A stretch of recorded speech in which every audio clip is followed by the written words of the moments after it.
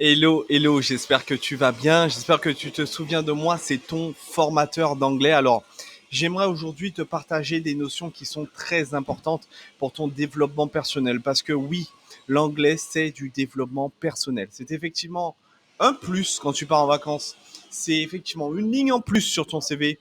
C'est également impressionner des personnes autour de toi ou être un leader de famille quand vous partez à l'étranger, mais c'est avant tout une aventure, une transformation personnelle, un voyage de développement de soi.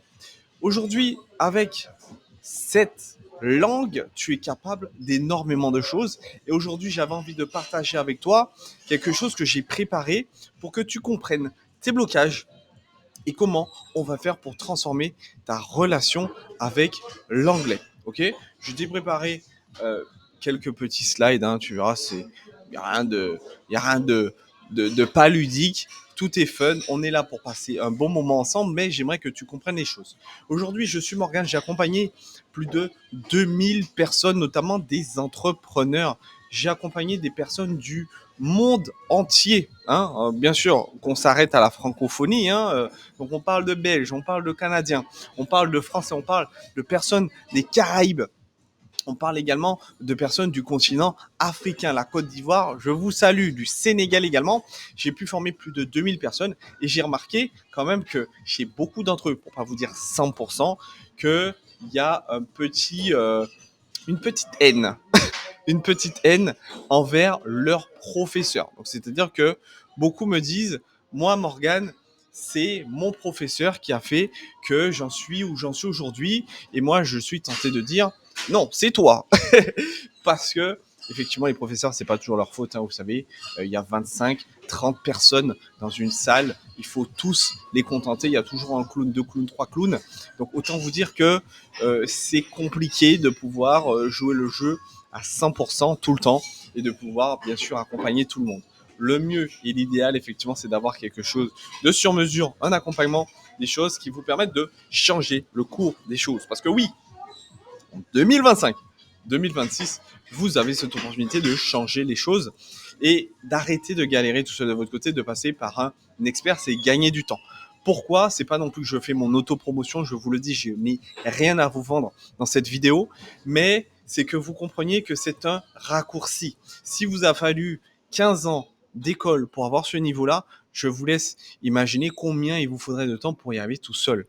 Passer par un expert, c'est passer par quelqu'un qui a déjà compris où sont les blocages, qui est déjà passé lui-même par ce chemin éventuellement, et qui connaît justement les différents biais cognitifs et comment les dépasser, les surpasser et aller chercher la meilleure version anglophone de vous. Alors, la première chose que je voulais vous expliquer, c'est que le vrai problème en fait en soi, c'est pas l'anglais lui-même, c'est votre cerveau. Il y a un biais cognitif qui apparaît dans la façon dans laquelle vous traitez l'information. Ok. Donc, c'est-à-dire qu'on a cette idée que l'anglais c'est quelque chose de compliqué, on a envie de rester dans notre zone de confort, donc il faut que ça parle français. Et il faut savoir pour la petite notion que le français est resté la langue universelle très longtemps. Voilà, le français est resté une langue universelle pendant extrêmement longtemps, qui fait que le français a pris l'habitude que ça soit la langue de référence. Donc finalement, pourquoi aller chercher la difficulté quand on peut rester dans le confort? Voilà. Ton cerveau aujourd'hui, il veut rester dans le confort, donc il va chercher des solutions pour éviter de parler anglais. Donc tu passes par des applications, donc effectivement c'est ludique, c'est des jeux, etc. Mais 90% des gens que j'accompagne aujourd'hui me disent, Morgane, j'ai les jeux, mais j'ai pas envie de jouer. J'ai envie d'apprendre, j'ai envie de progresser. Et c'est tout à fait normal. Donc, il y a un petit biais cognitif, effectivement, dans la façon dans laquelle vous traitez déjà la première chose, l'information entre la zone de confort et la zone de croissance. On va toujours chercher la facilité, malheureusement. Alors, je vais vous expliquer déjà en premier lieu, donc cette vidéo ne va pas durer 1 heure, hein, je vous le dis de suite, euh, pourquoi l'école vous a dégoûté de l'anglais. Ok.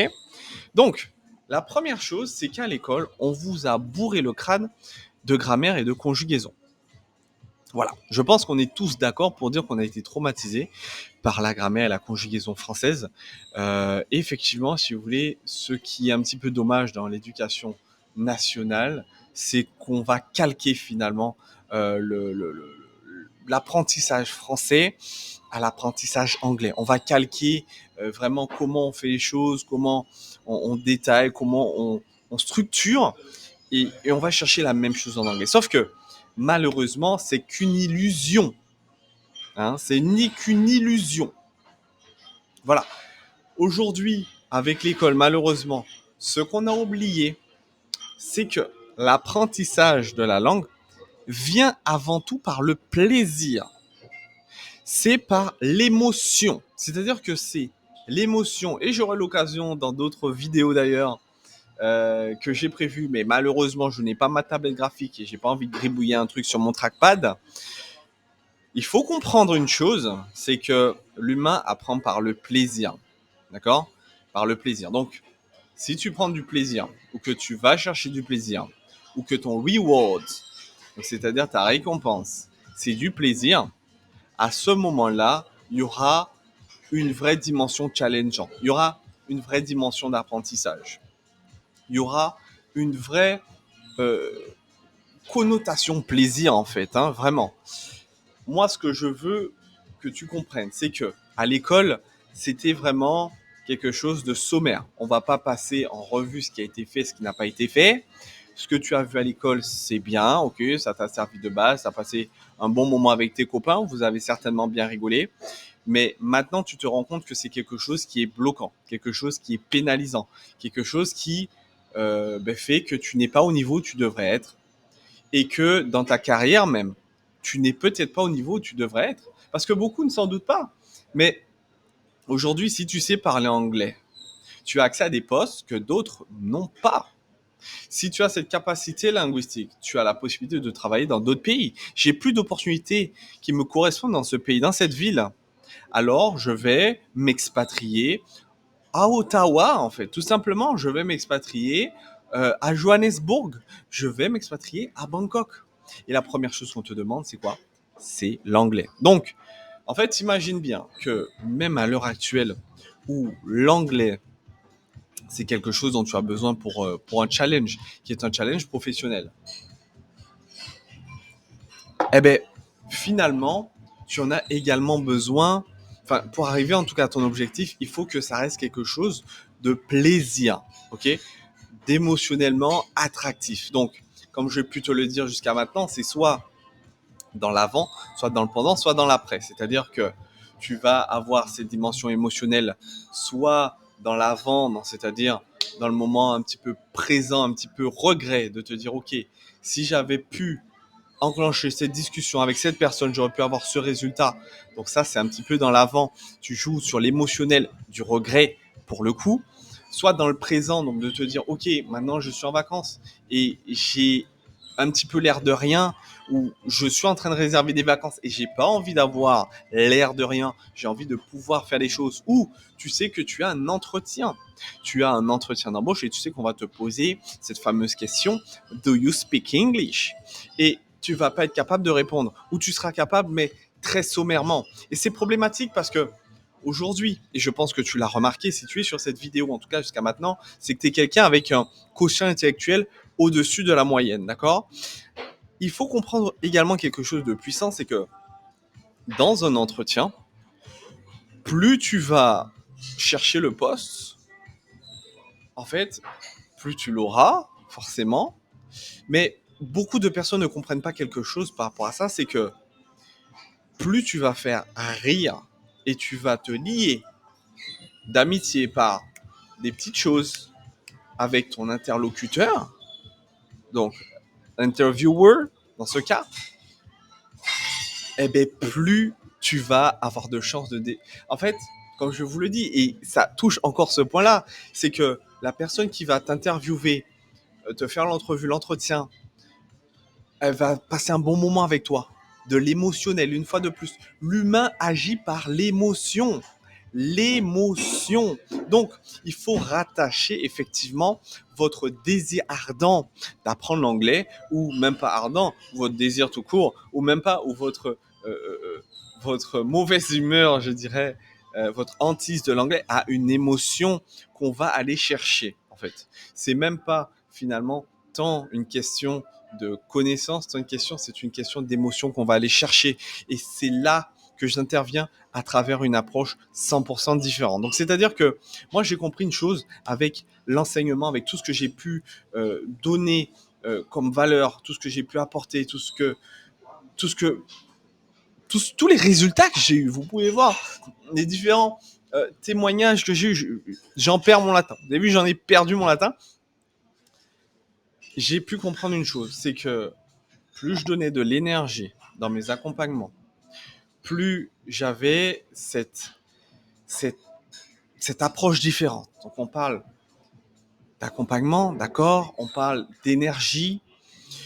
J'ai bien compris que l'illusion grammaire conjugaison, ça, on évite, on en fait, parce que c'est quand même la base, que tu saches parler dans le temps que tu veux, mais on va pas aller voir les 48 ans. Ça ne sert à rien. On va aller voir ce que tu vas utiliser le plus fréquemment, avec le vocabulaire dont tu as besoin, avec les formulations dont tu as besoin, avec justement les tournures de phrases que tu as besoin, avec la formalité dont tu vas avoir besoin. J'ai compris que l'anglais, ça passe par l'émotion, premièrement. Deuxièmement, par l'énergie. Troisièmement, par la différenciation, c'est-à-dire l'adaptabilité. L'écoute. Je vais venir t'écouter. Et oui. Et oui. Le but, c'est que tu sois capable de gagner confiance en toi. Et oui. Parce que demain, je vais te dire quelque chose. Je te fais une confession. La personne qui passera un entretien et qui sera froide comme une armoire, qui parle anglais parfaitement, mais qui est froide comme une armoire. Ok, oh bien, oh oui, ça c'est quelqu'un de... Oh, super. L'autre qui va parler anglais, mais qui fera quelques fautes. On n'est pas là pour être professeur ou formateur d'anglais. On est là pour parler anglais. Il y a une différence. Donc, celui qui parlera avec des fautes, mais qui fera rire, qui essaiera des choses, qui fera preuve de confiance en lui, c'est lui qui fera la différence. Donc, ça passe par 3 piliers pour apprendre l'anglais. Le pilier 1, c'est la reprogrammation mentale.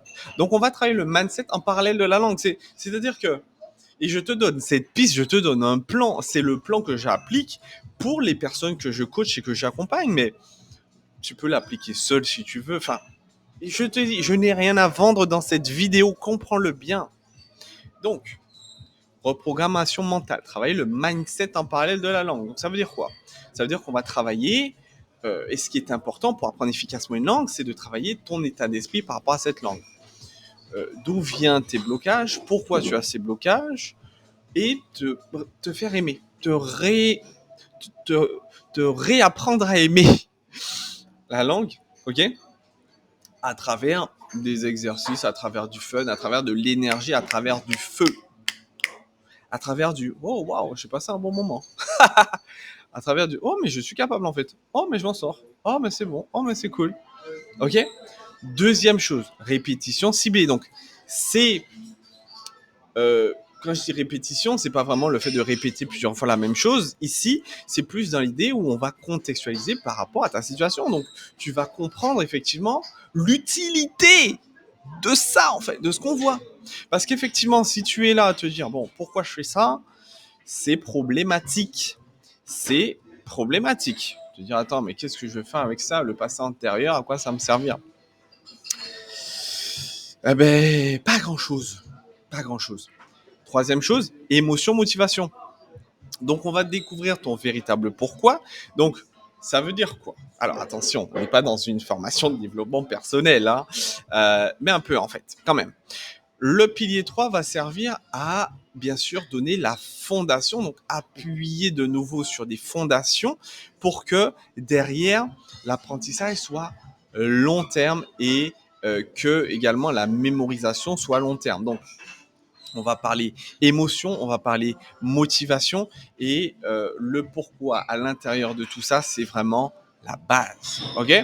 Donc, Bien sûr, dans tout ça, il y a quand même, il y a quand même du contenu, grammaire, vocabulaire, orthographe, contextualisation, discussion, fiches, etc. Il y a beaucoup de choses, mais en parallèle, bien sûr, il y a ces trois piliers qui sont fondamentaux et qui vous permettront de passer sur des choses sur un autre niveau.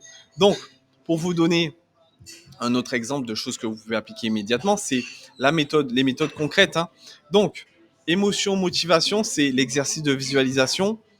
Voilà, en tant que personne anglophone, créer un environnement immersif personnalisé, journal des victoires quotidiennes. Donc, c'est des petites choses. Je vous ai donné des exemples. Voilà, c'est des petites choses que vous pouvez mettre en place qui vous permettront de pouvoir comprendre et créer chez vous cette émotion. Il faut aller chercher cette émotion. Deuxième pilier, la répétition ciblée. Donc, les 10 phrases à connaître pour le métier, apprendre par bloc linguistique, donc ça on le fait, et la pratique en micro-session de 45 minutes pour justement bosser les notions en profondeur, mais suffisamment espacée pour pas que ça devienne une corvée, parce que jusqu'à maintenant, l'anglais c'était pour vous une corvée. Troisième chose, donc la reprogrammation, donc à travers des affirmations, des défis hebdomadaires. Affirmations, j'en fais, c'est vraiment un exemple que j'ai mis, mais c'est pas tout le monde qui est ouvert à ça, donc voilà, ça dépend vraiment des profils et des techniques de respiration, voilà, prise de parole. Donc ça, c'est vraiment quelque chose que j'applique parce que les personnes qui passent par moi doivent être capables, en fin de process, de pouvoir parler couramment. Voilà, sans se poser de questions, sans avoir à réfléchir pendant trop longtemps. Donc, pourquoi les gens abandonnent et mes clients réussissent? Pourquoi les personnes que j'accompagne réussissent? Alors, encore une fois, les amis, je vous le dis, je n'ai rien à vendre, mais je vous explique un petit peu les choses. Vous pouvez les prendre de votre côté et faire les choses de votre côté seul si vous le souhaitez. Il n'y a rien qui va changer pour moi. Si vous voulez, par contre, passer à un autre niveau, être capable demain de parler anglais avec plus de facilité, de pouvoir sortir de vos blocages, de pouvoir saisir des opportunités à l'étranger, de pouvoir travailler, de pouvoir ajouter de la ligne à votre CV, de pouvoir voyager sans avoir à être la personne au crochet de votre proche, ou pouvoir être tout simplement indépendant ou partir en tour de monde, s'expatrier. Enfin, il y a tellement de possibilités. Aujourd'hui, les Français sont quand même les derniers du classement dans la pratique de la langue anglaise, hein, dans la maîtrise de l'anglais. Donc, autant vous dire qu'il y a quelque chose à faire. Donc, aujourd'hui, la courbe du découragement, c'est en, voilà, en moyenne, c'est 2 à 3 semaines. Voilà. En 2 à 3 semaines, les personnes redescendent un petit peu sur terre. C'est-à-dire que au début, on est chaud, on est un peu comme à la salle de sport. Vous savez, le 1er janvier, enfin, en tout cas le 5, les inscriptions. À partir du 1er février, il n'y a déjà plus personne. Ouais, ils ont déjà tous oublié. Ils restent abonnés en plus. C'est ce qui fait le bonheur et ce qui fait tourner les salles de sport d'ailleurs en France. Hein, c'est ça. Aujourd'hui, moi, ce que je mets en place et ce qu'il faudrait que vous ayez en place pour vous permettre de monter en puissance, c'est un suivi psychologique personnalisé. Donc, il faut bien comprendre l'humain. Ok, une stratégie adaptée à chaque phase. Donc moi j'ai mis 4 phases. Donc la première phase c'est les bases. Deuxième c'est la pratique des bases. La troisième ça va être du speaking, listening où j'ai mis en place d'autres coachs. Donc je suis pas seul à vous suivre, à vous accompagner. J'ai une équipe qui est dédiée à ça, à la pédagogie, à l'encadrement. J'ai une équipe qui vous permet de ça et on a créé du coup une communauté avec des professionnels, avec des networking, avec justement, on met en lien des sessions qui sont croisées entre les personnes que j'accompagne.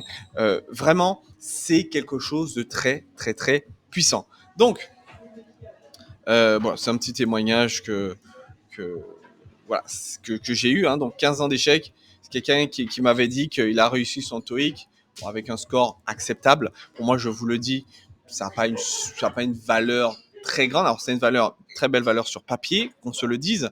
Par contre, ce qui va être de la, comment vous dire, de la confiance, de la parole, ça va être justement en passant par plus que juste du TOEIC. Voilà, j'ai connu des gens qui avaient un très bon sport TOEIC et qui malheureusement, ils n'étaient pas capables de parler, quoi. Donc, si tu veux réussir en anglais, moi, mes conseils, ok, mes 3 conseils.